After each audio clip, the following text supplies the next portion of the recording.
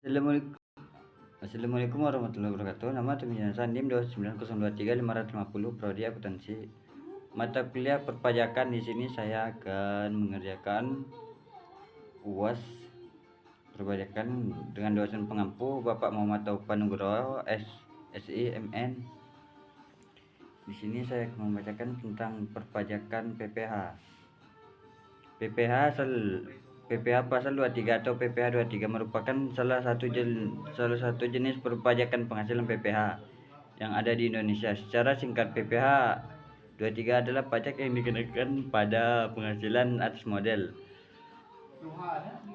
penyertaan jasa, hadiah, bunga, dividen, royalti atau hadiah dan penghargaan. Selain yang dipotong PPH pasal 21, pemotongan PPH 23 dilakukan oleh pihak pemberi penghasilan sehubungan dengan pembayaran berupa dividen, BUT, tarif PPH 23. Untuk mengetahui tarifnya, PPH 23 dibedakan menjadi dua, yaitu tarif 15% dan tarif 2%. Dikenakan atas nilai DPD atau dasar pengenaan pajak atau jumlah bruto. Jumlah bruto adalah seluruh jumlah penghasilan yang disediakan untuk dibayarkan atau telah jatuh tempo dengan pemotongan pajak seperti badan pemerintah, penyelenggaraan kegiatan, subjek pajak dalam negeri, BUT, bentuk usaha tetap, perwakilan usaha luar negeri, dan OP orang pribadi yang ditunjukkan oleh DJP Direktur Jenderal Pajak. Jumlah bruto tidak berlaku atas penghasilan yang didapatkan dari jasa sehubungan catering, jasa yang bersifat final seperti jasa rebusemen, penyedia jasa kepada pihak ketiga, dan hasil dari pengadaan barang atau material. Pengecualian PPH 23. Meskipun PPH 23 merupakan pajak penghasilan yang dikenakan atas penghasilan berupa bunga, royalti, sewa, jasa, dan hadiah, selain yang telah dipotong oleh PPH 21, namun ada beberapa hal yang dikecualikan dalam PPH 23, diantaranya penghasilan yang mempunyai ikatan hutang dari bank sewa, terutama sehubungan dengan guna usaha dengan hak ovidisi yang diperoleh PT Perseroan Terbatas yang bertempat tinggal di Indonesia, yang berasal dari cadangan laba yang ditahan sebagai wajib pajak dalam negeri, koperasi, dan BUMSU. Koperasi yang dibayarkan koperasi kepada anggotanya, penghasilan yang terutang kepada badan usaha atas jasa keuangan yang berfungsi sebagai penyalur pinjaman atau pembiayaan pembayaran PPH 23. Dalam pembayaran PPH 23 dibayarkan oleh pihak pemotong melalui bank persepsi yang telah ditunjukkan oleh Kementerian Keuangan dengan jatuh tempo pembayaran PPH 23 diberlakukan pada tanggal 10 bulan berikutnya. Seperti misal pihak pemotong memotong PPH 23 atas penghasilan bunga dengan tarif 15% pada tanggal 25 September. Maka pihak pemotong harus membayarkan PPH 23 pada tanggal 10 Oktober. Tetapi sebelum melakukan pembayaran, pihak pemotong harus membuat ID billing melalui aplikasi online pajak, bukti potong PPH 23 untuk bukti pemotongan PPH 23. Pihak pemotong harus membuat bukti potong untuk pihak yang dikenakan pajak dan untuk melakukan pengisian pajak e-filing online pajak. Jadi bukti potong rangkap 1 untuk pihak yang dikenakan pajak dan bukti potong rangkap 2 untuk pihak yang melakukan e-filing pada bulan September 2020 berlaku Cap 368 PJS 2020 yang berisikan kewajiban bagi wajib pajak untuk membuat bukti potongan dan melaporkan SPT PPH pasal 23 atau 26 secara online melalui e-BUT DJP Direktur Jenderal Pajak. Manfaat e-BUTan adalah bukti pemotongan langsung ke lawan transaksi. Bukti pemotong tersimpan dengan aman di PJAP penyediaan jasa aplikasi pajak Demokrat. Pelapor dilakukan oleh pihak pemotong mengisi SPT PPH di pasal 2326 dapat melaporkan melalui fitur pajak online e-filing gratis di online pajak dengan jatuh tempo pelapor PPH 23 yaitu pada tanggal 20 bulan berikut. Seperti misal pihak pemotong memotong PPH 23 atas penghasilan royalti dengan tarif 15%. pada tanggal 21 September, maka pihak pemotong tersebut wajib melaporkan PPh 23 tersebut dengan mengisi SPT PPh pasal 23 atau 26 pada tanggal 20 Oktober. PPh pasal 24, pajak penghasilan pasal 24, apa itu? PPh pasal 24, PPh pasal perpajakan penghasilan pasal 24 adalah sebuah peraturan yang mengatur hak wajib pada pajak untuk memanfaatkan kredit pajak mereka di luar negeri. Untuk mengurangi nilai pajak terutang yang dimiliki di Indonesia. Pengertian PPh pasal 24 pajak penghasilan pasal 24. PPh pasal 24 menghasilkan pasal 24 adalah peraturan mengatur hak wajib untuk memanfaatkan kredit mereka di luar negeri untuk mengurangi nilai pajak terhutang yang dimiliki Indonesia, sehingga jumlah pajak yang harus dibayar di Indonesia dapat dikurangi dengan jumlah pajak yang telah mereka bayar di luar negeri, asalkan nilai kredit pajak di luar negeri tidak melebihi utang pajak yang ingin dibayarkan di Indonesia. Pemanfaatan kredit pajak di luar negeri ini dimaksudkan agar wajib pajak tidak terkena pajak ganda. Ada beberapa situasi di mana seorang wajib pajak memiliki kewajiban untuk membayar pajak, tidak hanya di Indonesia, tetapi juga di luar negeri.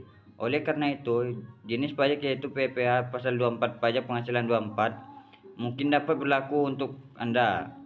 Sumber penghasilan kena pajak yang dapat digunakan untuk memotong hutang pajak Indonesia adalah sebagai berikut.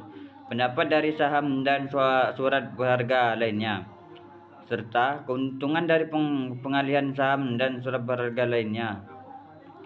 Penghasilan berupa bunga royalti dan sewa yang berkaitan dengan penggunaan harta benda bergerak.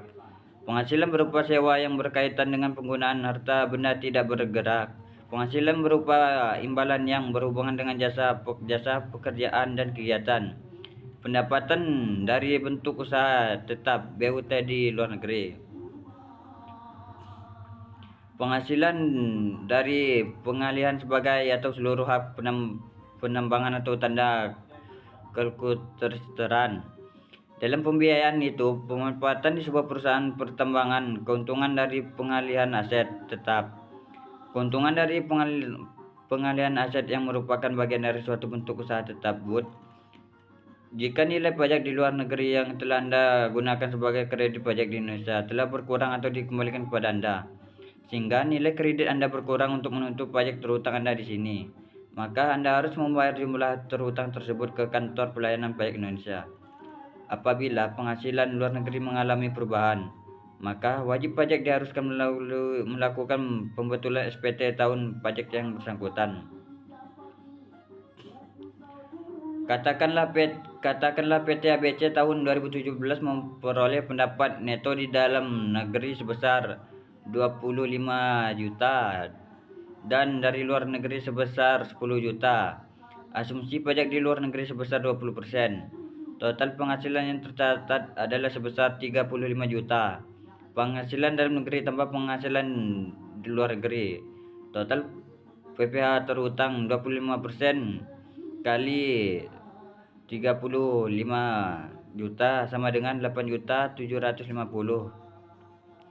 Maksimum yang dapat dikreditkan penghasilan luar negeri total penghasilan kali total PPh terhutang adalah 10 juta Rp 35 juta kali 8.750 rupiah sama dengan 2.500.000. Jadi PPh terhutang yang sudah dibayarkan di luar negeri adalah sebesar 2.500.000. Nah, nominal ini yang akhirnya digunakan sebagai pengurangan pajak dalam negeri. Pengertian PPh pasal 25 PPh pasal 25 adalah pembayaran pajak atas penghasilan yang dibayarkan secara angsuran tiap bulannya dengan tujuan untuk meringankan beban wajib pajak yang kesulitan untuk melunasi pajak terhutang dalam rentang waktu 1 tahun. Pembayaran ini harus dilakukan sendiri dan tidak bisa diwakilkan. Tentang pajak penghasilan PPh pasal 25 PPh 25 adalah angsuran pajak penghasilan dalam 1 tahun berjalan yang harus dilakukan sendiri oleh wajib pajak, baik orang pribadi maupun badan usaha angsuran. Pajak ini dilakukan untuk mengurangi beban wajib pajak sehingga pembayaran pajak tetap dapat dilakukan tepat waktu.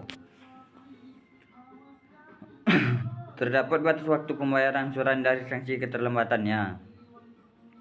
Perhitungan pajak yang dibayarkan akan sama besarnya, namun ketika pembayaran tanggungan pajak dilakukan secara angsur, maka beban yang dipikul oleh wajib pajak akan terasa lebih ringan.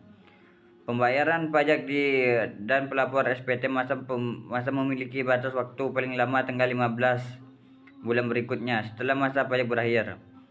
Misalnya saja untuk bulan Mei 2022, maka angsuran PPh 25 harus dibayar paling lambat tanggal 15 Juni 2022. Untuk batas waktu pembayaran yang jatuh pada libur, maka pembayaran dapat dilakukan pada hari berikutnya. Terdapat sanksi apabila wajib pajak terlambat melakukan pembayaran PPh pasal 25, yaitu akan dikenakan tarif sanksi pajak per bulan yang dihitung dari tanggal jatuh tempo hingga tanggal pembayaran. Perhitungan PPh 25 besarnya angsuran PPh pasal 25 dalam tahun berjalan.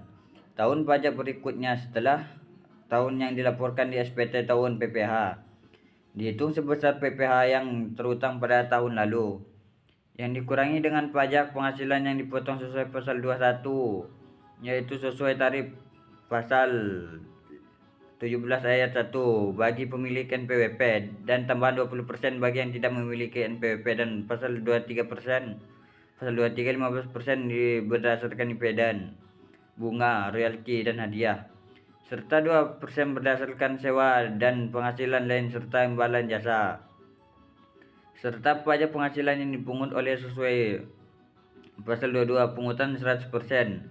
Bagi yang tidak memiliki NPWP, pajak penghasilan yang dibayar atau terutang di luar negeri yang boleh dikreditkan sesuai pasal 24 lalu dibagi 12 atau total bulan dalam pajak masa setahun.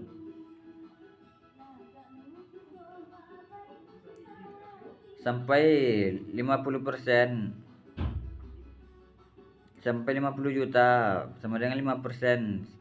50 juta dikurangi 2.500.000, 15% 250 dikurangi 500 juta, 25% di atas Rp 500 juta.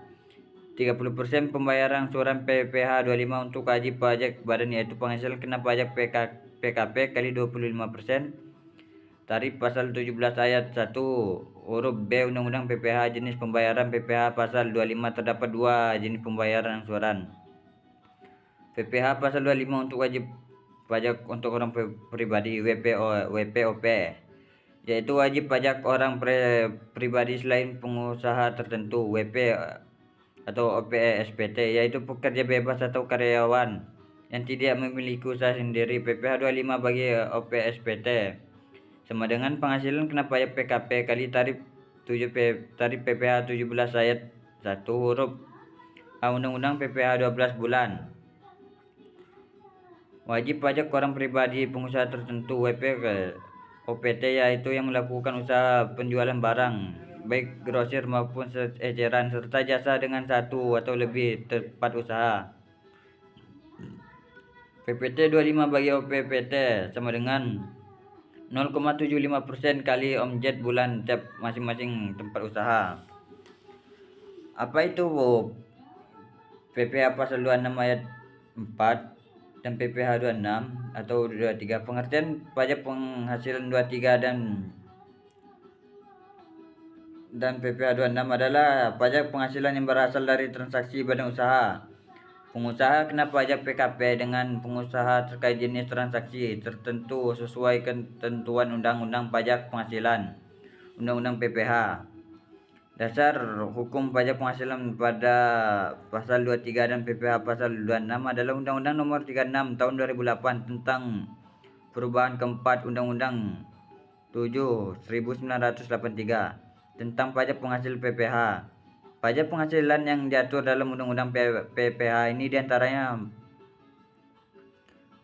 pajak penghasilan orang pribadi, pajak penghasilan badan PPh pasal 4 ayat 2 jasa konstruksi, pajak penghasilan pasal 15, pajak penghasilan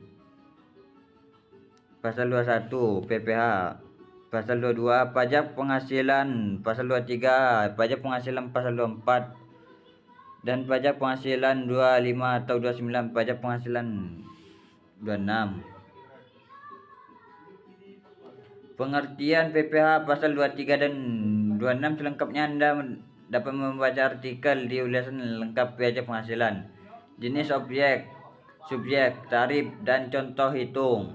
Apa itu PPh pasal 23, pasal 26 ayat 4 merujuk Undang-Undang PPh nomor 36 tahun 2008. PPh pasal 28 ayat 4 adalah penghasilan kena pajak sudah dikurangi pajak dari suatu bentuk usaha tetap di Indonesia, kecuali penghasilan tersebut ditanamkan kembali di Indonesia. Artinya, jika penghasilan yang sudah dikurangi pajak yang diperoleh BUT itu ditanamkan kembali di Indonesia, maka tidak akan dikenakan PPh 26. Apabila penghasilan kena pajak yang sudah dikurangi pajak tersebut diinvestasikan kembali Indonesia, maka akan dikenakan tarif pasal PPh pasal 26 ayat 4. Singkatnya, PPh pasal 26 ayat 4 merupakan pajak yang dikenakan pada BUT yang tidak menanamkan kembali penghasilan yang diperoleh Indonesia. Pengertian pajak pertambahan nilai atau PPN. Pajak pertambahan nilai atau PPN adalah pajak yang dipungut oleh wajib pajak orang pribadi, WP badan dan pemerintah yang berstatus pengusaha kena pajak PK atau transaksi jual beli karena pajak BKP.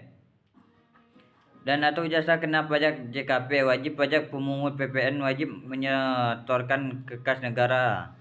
Karena pajak pertambahan nilai tidak bersifat kumulatif atau pajak tidak langsung, melainkan bersifat objektif. Pihak yang dipungut atau subjek PPN yaitu pengusaha kena pajak PKP dan non PKP. Perbedaannya, PKP diwajibkan memungut PPN, sedangkan non PKP tidak diperbolehkan memungut pajak pertambahan nilai. Namun bagi non PKP saat melakukan transaksi barang atau jasa yang dikenakan PPN, mereka tidak dapat mengklaim kredit atas pajak masuk. Baca juga aturan baru membuat e-faktur dan cara mengkreditkan pajak masuk di Undang-Undang Cipta Kerja. Pengertian pajak pertambahan nilai atau PPN. Pajak pertambahan nilai atau PPN adalah pajak yang dipungut oleh wajib pajak orang pribadi, WP badan dan pemerintah yang berstatus pengusaha kena pajak PKP atas transaksi jual beli barang karena kena pajak PKP dan atau jenis kena pajak JKP. Wajib pajak pemungut wajib pemungut langsung melakukan objektif yang dipungut atau subjek PPN yaitu pengusaha kena pajak PKP dan non PKP. Perbedaannya, PKP diwajibkan memungut sedangkan non PKP tidak diperbolehkan memungut pajak pertambahan nilai. Namun bagi non PKP saat melakukan transaksi barang jasa yang dikenakan PPN, mereka tidak dapat mengklaim kredit atau peraturan terbaru tarif PPN pertambahan nilai terbagi menjadi dua, yaitu tarif umum dan tarif khusus. Sesuai pasal 7 Undang-Undang PPN nomor 42 tahun 2009 disebutkan besar tarif PPN sebagai berikut. Tarif umum 10% untuk penyerahan dalam negeri. Tarif khusus PPN ekspor 0% diterapkan atas ekspor BKP berwujud maupun tidak berwujud. Dan ekspor JKP tarif pajak sebesar 10% dapat berubah menjadi lebih rendah yaitu 5% dan paling tinggi 15% sebagaimana diatur oleh peraturan pemerintah melalui Undang-Undang Nomor 7 Tahun 2021 tentang harmonisasi peraturan perpajakan. Undang-Undang APP atau tarif PPN mengalami kenaikan secara bertahap. 1. Tarif umum PPN 11 berlaku mulai 1 April 2022. Tarif PPN 12% paling lambat diberlakukan 1 Januari 2025. Namun implementasi kenaikan tarif PPN 12% ini masih menunggu regulasi teknis sebagai peraturan pelaksanaan sebagai mana yang diamankan Undang-Undang PHP. 2. Tarif khusus. Sedangkan tarif khusus untuk kemudahan dalam pemungutan PPN atau jenis barang jasa tertentu atau sektor usaha tertentu diterapkan PPN finali, misalnya 1%, 2%, atau 3%. Dari peredaran usaha yang diatur dengan PMK. Selain itu, dalam Undang-Undang HPP ini juga terdapat perubahan terkait daftar list atau barang atau jasa yang dikenakan PPN sekarang kena pajak. Undang-undang mengatur pajak pertambahan nilai. Terdapat beberapa kali perubahan undang-undang pajak.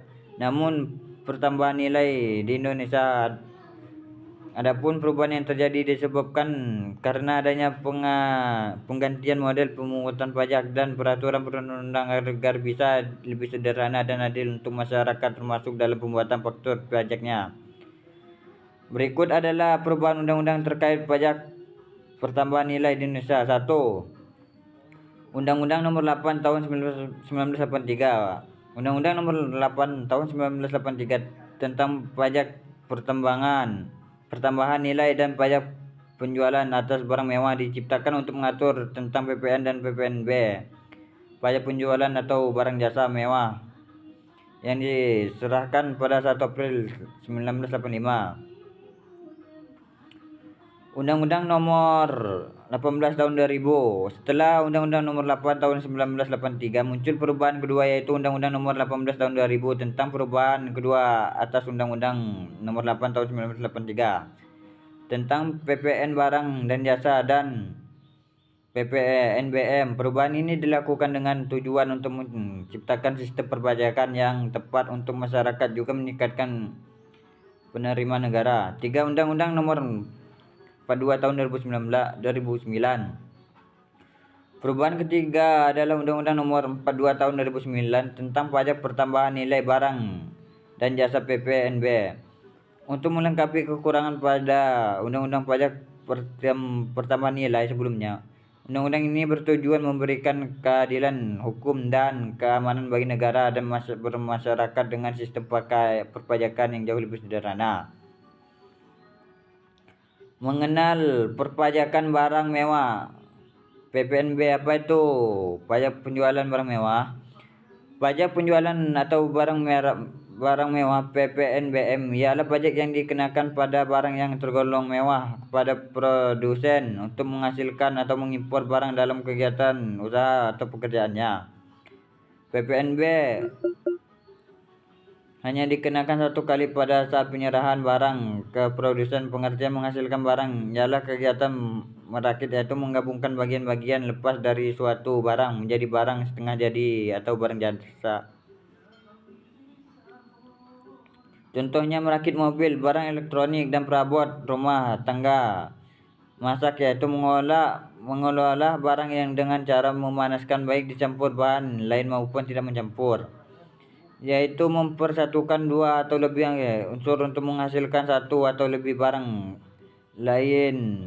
Mengemas, yaitu menempatkan suatu barang ke dalam suatu benda yang melindunginya dari kerusakan, atau meningkatkan pemasaran.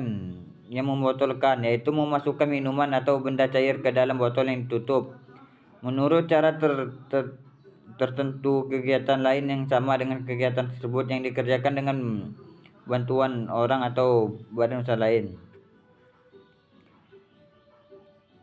Apa pertimbangan suatu barang dikenakan PPNBM? Dalam Undang-Undang Pajak Pertambahan Nilai PPN Pasal 5, pertimbangan suatu barang dikenakan PPNBM yaitu keadilan membebankan pajak antara konsumen penghasilan rendah dengan konsumen penghasilan tinggi, pengendalian konsumsi barang mewah, perlindungan terhadap produsen kecil atau tradisional, pengamanan penerimaan negara. Barang kena pajak yang tergolong mewah: barang yang bukan barang kebutuhan pokok, barang yang dikonsumsi oleh masyarakat tertentu, barang umumnya dikonsumsi oleh masyarakat berpenghasilan tinggi, barang yang dikonsumsi menunjukkan status. Kapan PPNBM dipungut? Prinsip pemungutannya hanya satu kali saja saat penyerahan oleh pabrikan atau produsen barang yang tergolong mewah. Impor barang yang tergolong mewah, penyerahan pada tingkat berikutnya tidak lagi dikenakan PPNBM. Beberapakah tarif PPNBM? Tarif PPNBM ditetapkan paling rendah 10% dan paling tinggi 200%. Perbedaan tarif PPNBM didasarkan pada pengelompokan barang yang tergolong mewah yang dikenakan PPNBM.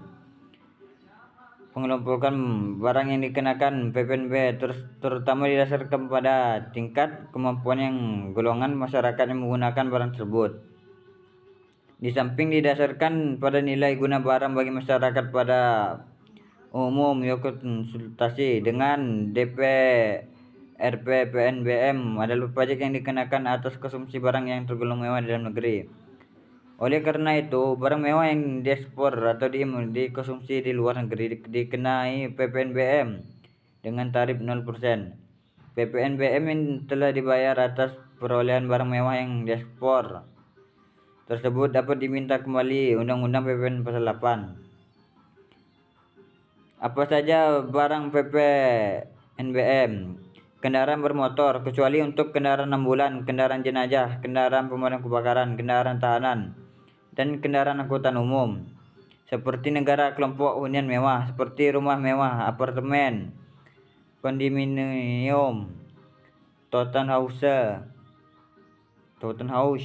dan sejenis kelompok pesawat udara, kecuali untuk keperluan negara atau angkutan udara niaga, kelompok balon udara, kelompok peluru senjata api dan senjata api lainnya, kecuali keperluan negara, kelompok kapal pesiar mewah, kecuali untuk kepentingan negara, angkutan umum, dan untuk pariwisata.